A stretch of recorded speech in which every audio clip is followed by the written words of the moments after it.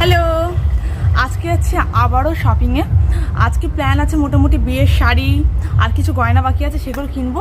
আর তোমাদের সাথে যতটা পারে আমি জানি না আজকে ভিডিওটা আমি আজকে আপলোড করতে পারবো কিনা, কারণ এখনই বাজে অলমোস্ট 2টো। আমাদের পৌঁছতে পৌঁছতে শপিং করে ফিরতে ফিরতে 9টা-10টা বেজে যাবে।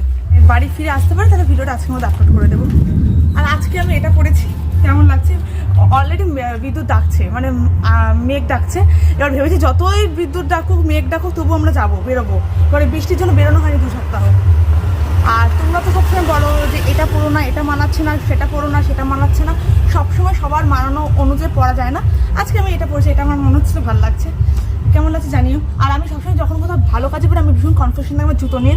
জুতোটা দেখো, জুতোটা আমি জুডিও থেকে নিয়েছিলাম, কিন্তু আমার মনে হচ্ছে জুতোটা ছিঁড়ে যাবে, কারণ এত অস হয়ে গেছে। চলো তাহলে যাই।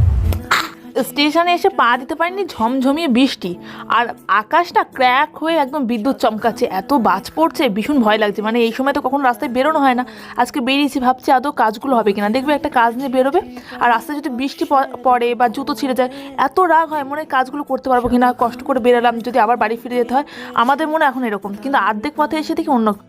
আসার সময় দেখেছিলে কিরকম বৃষ্টি হচ্ছিল ঠাকুরনগর বনগা ওই দিকটা, মানে গোবরডাঙ্গা ওই দিকে। আর এখানে দেখো কি শুকনো। আর এখন হচ্ছে কটা বাজে? 3:30 বাজে। আমরা হৃদয়পুর চলে এসেছি, এখন যাবো ডাকবাংলোর। চলো।